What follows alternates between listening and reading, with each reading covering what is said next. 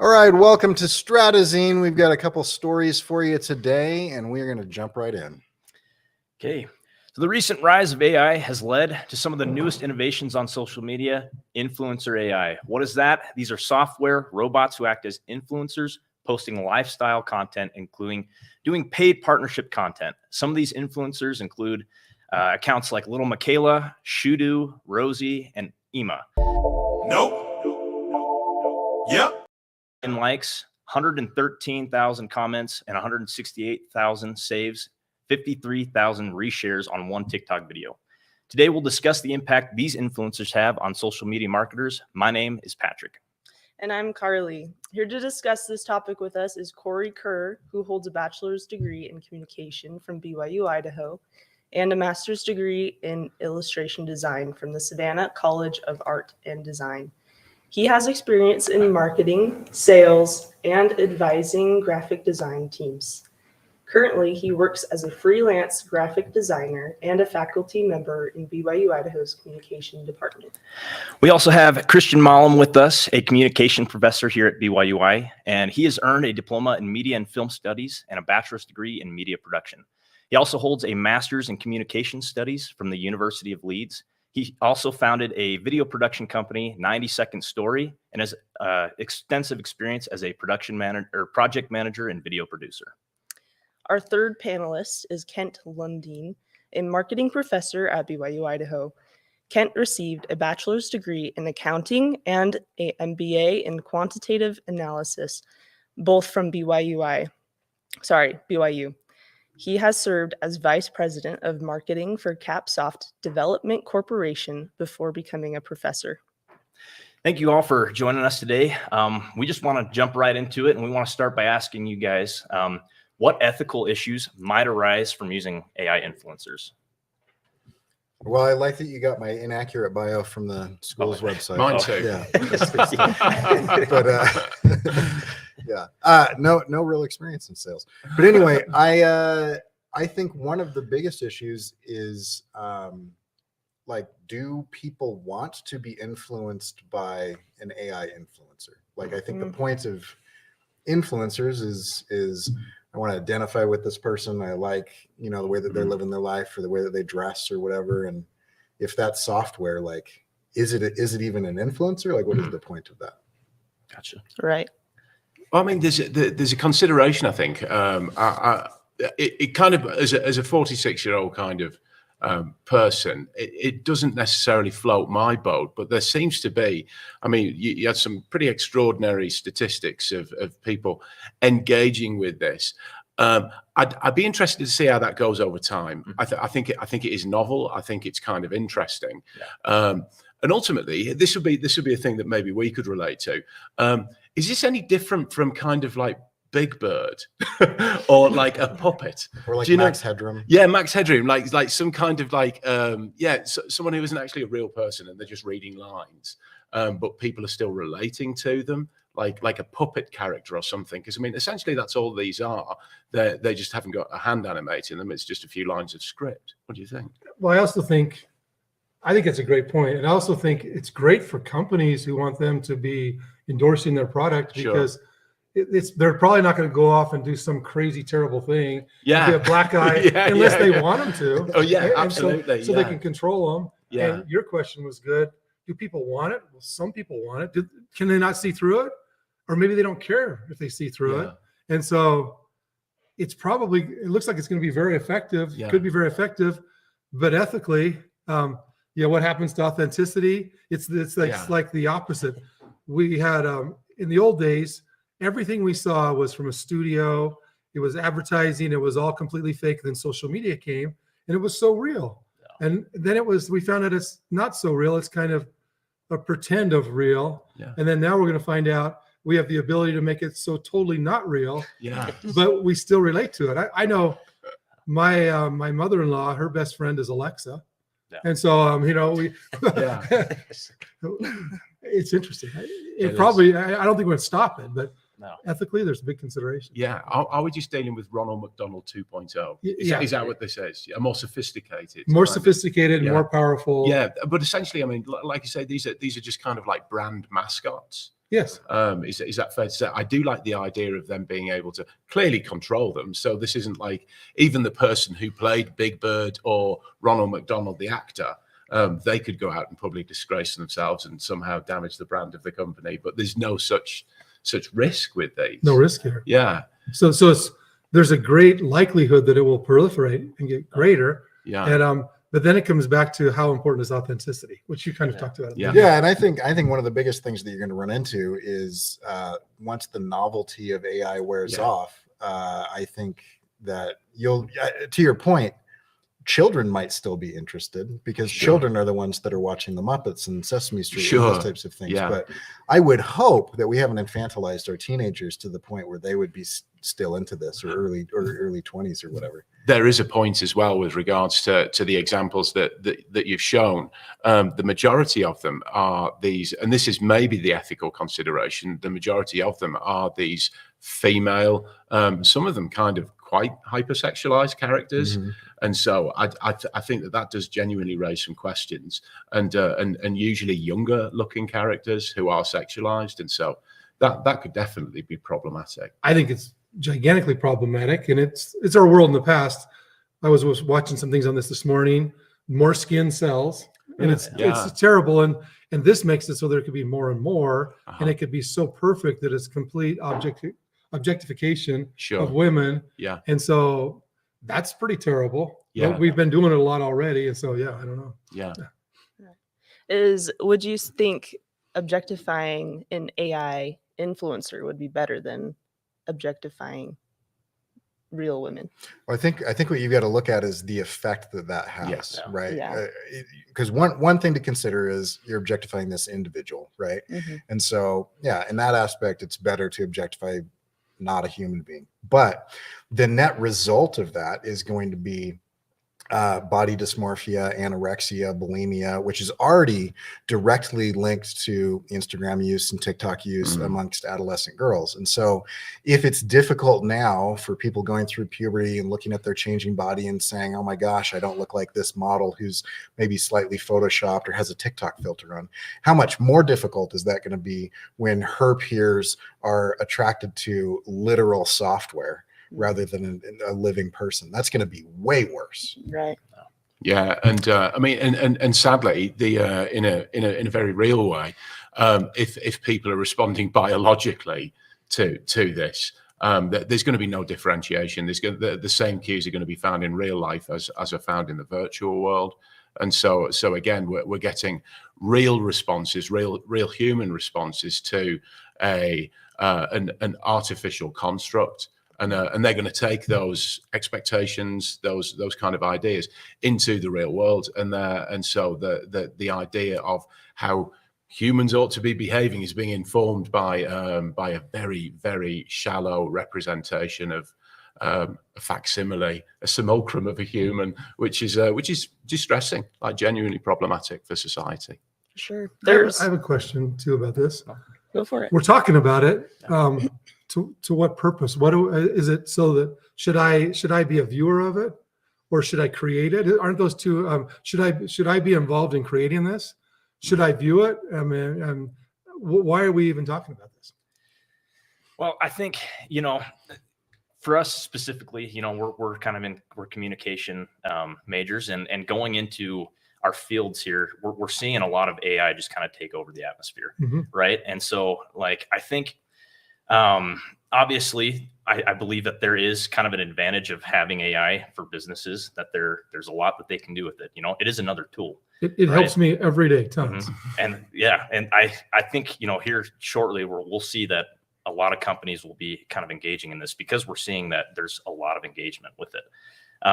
But it's just, again, I think we just kind of want to raise the idea, is it morally ethical to create these personas that are almost human but not? They're not exactly mascots, right? They're not really these real, or these cartoon characters. Everyone can look at Tony the Tiger from Frosted Flakes and understand that's a mascot.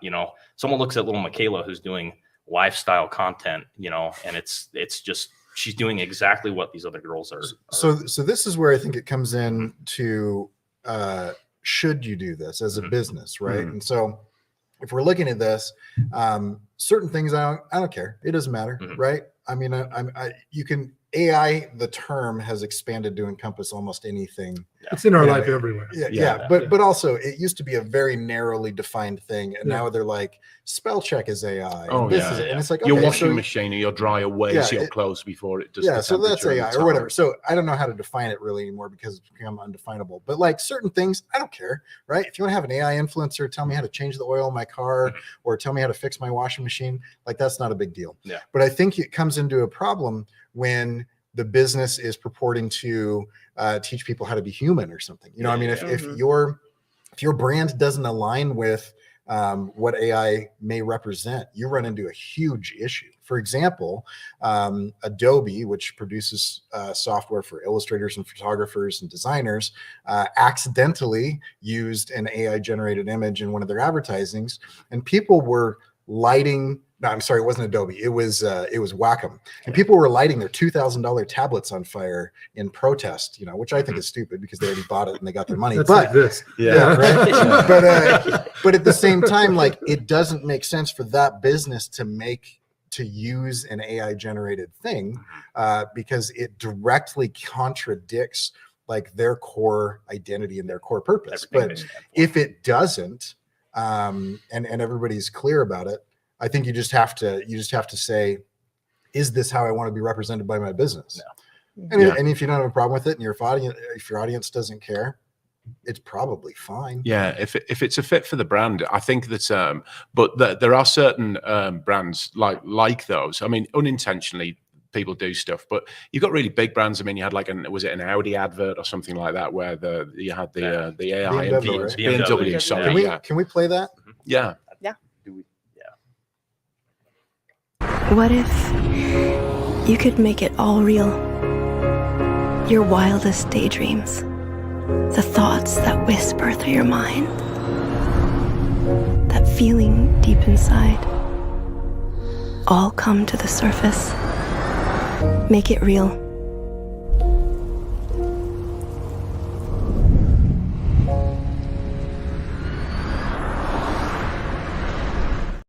Okay.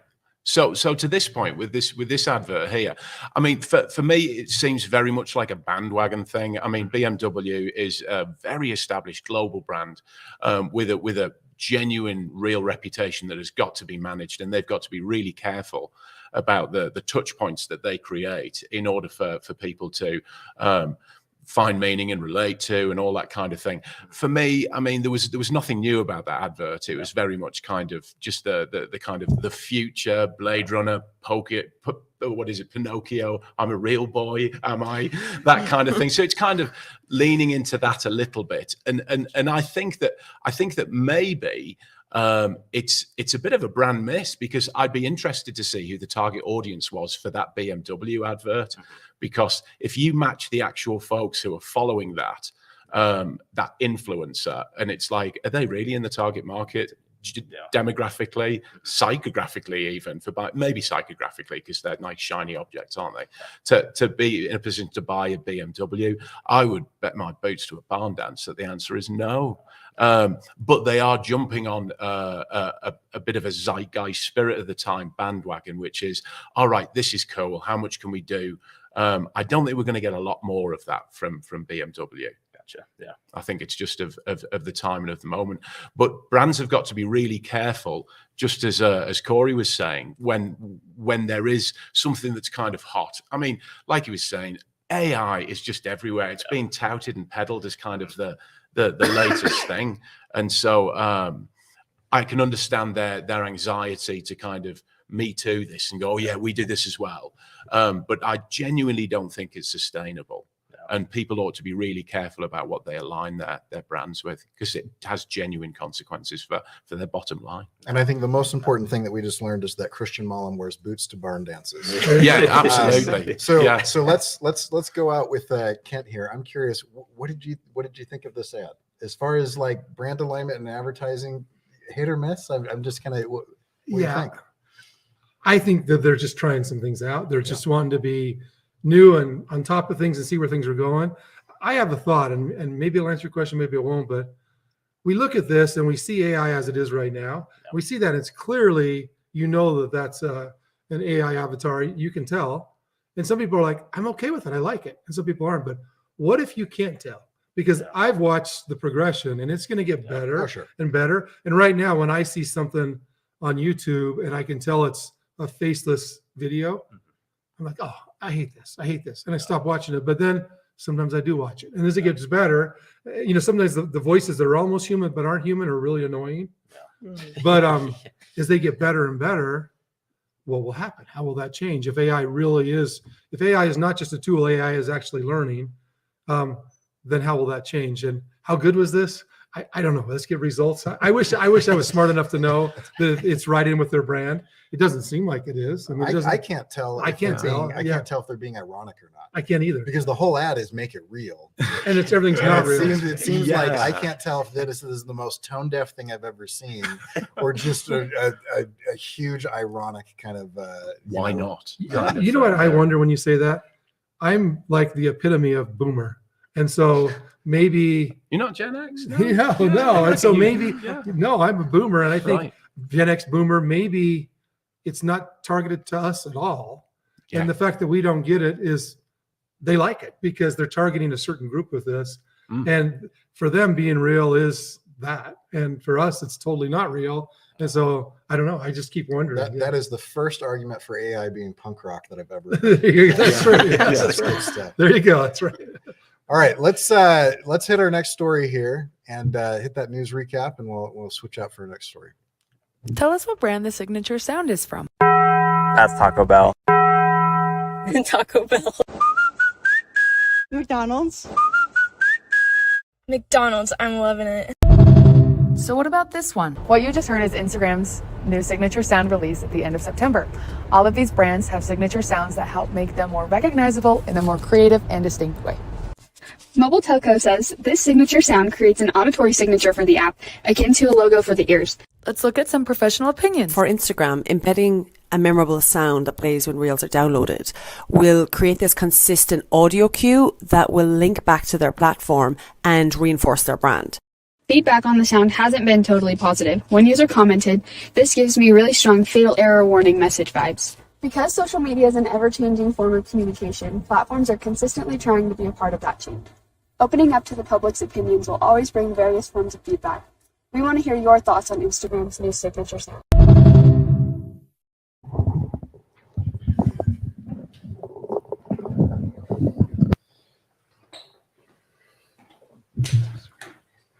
Your camera is this.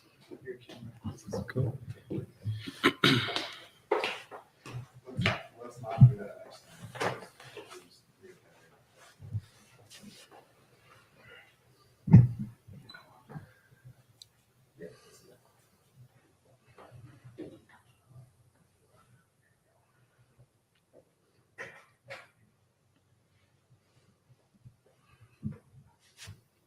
Awesome. All righty. Well, start us off. Yeah. It's not on mine. Let's just go. Okay.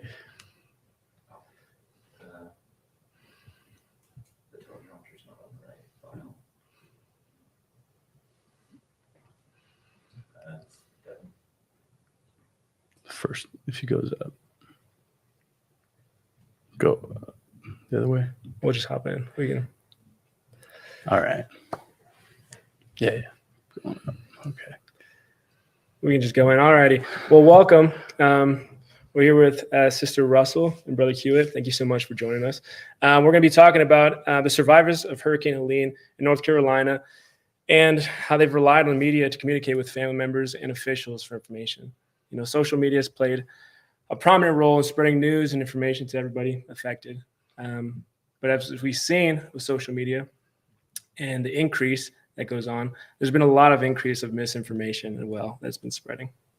Yeah. Thank you guys again for being here. Like John said, in response to growing concerns about misinformation during emergencies, the North Carolina Emergency Management Team held a press briefing Sunday, October 6th, They address the impact of fake news on public safety, emphasizing the importance of relying on official sources for accurate updates. We're going to show you guys that briefing here. I'm Justin Graney with North Carolina Emergency Management. As we navigate the challenges posed by Hurricane Helene, it's crucial that we all stay informed. The situation is constantly changing and misinformation can spread quickly. Social media can be a quick source of information. However, it can also be a breeding ground for rumors and inaccuracies.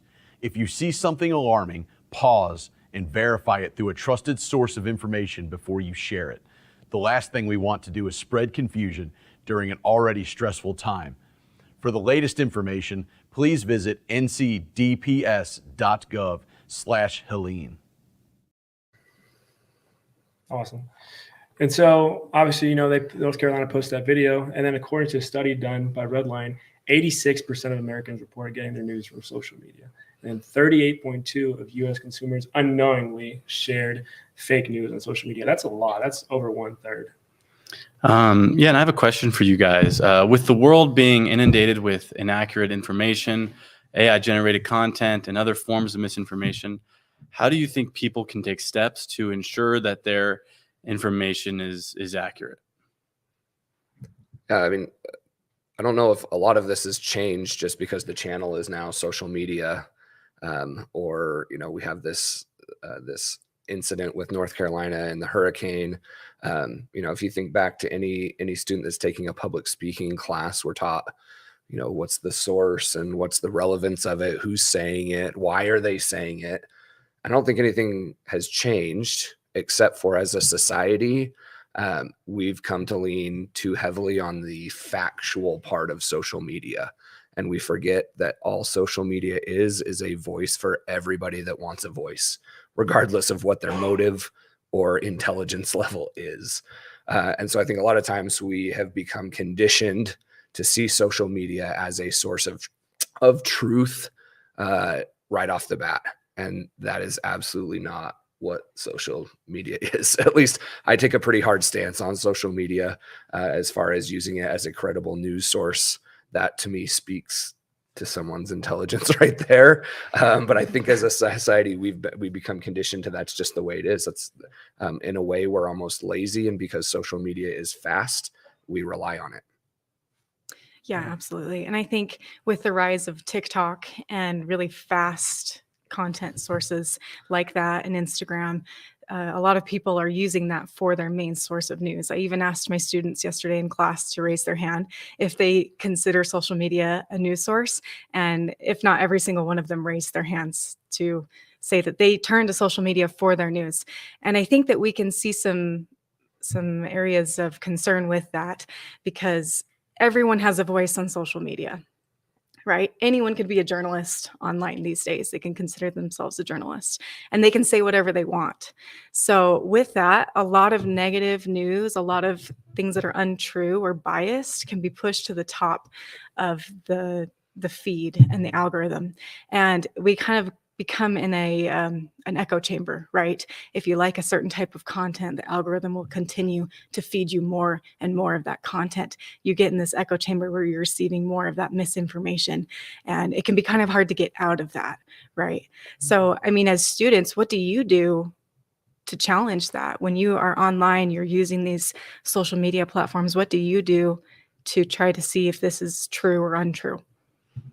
Yeah, honestly, I think for me, the biggest thing I do is I always scroll to the comments first. That's like the first thing. And I'll just like look through and see like, all right, who's feeling it? Who's in their feels? Who's sad, depressed, about this? Like, I think the first example that comes to me in mind is like when Kobe Bryant passed away. I remember like seeing that and I was like, oh, that's fake. Like that can't be true. Mm-hmm. And it, was flooding through, and I went through the comments and everybody's like, oh no, yada, yada, yada. And you're like, oh shoot, like it may be true. Then you go on Google and like, all right, is Kobe Bryant, did he actually pass away? And you look into more deeper. And I think that's the biggest thing is like when you actually care, you try to do the research. Whereas like Brother Hugh was saying, sometimes it's fast, it's easy. You're like, oh, this happened. All right, I'll just share it because like I'm somewhat interested. But when we actually care, like you see that. So. Yeah, I definitely agree. I feel like I'm kind of haven't always been the best example of that. I feel like I've growing up, I've always been big on social media, especially the past few years. I love TikTok. I love Instagram. I love those things.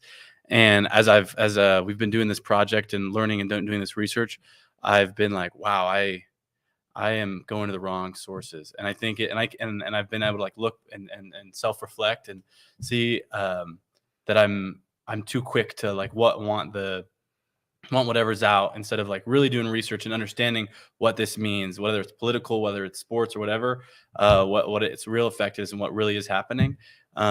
So I think that's absolutely right. I think there are some credible news sources. Sometimes there's the big news sources that are on social media.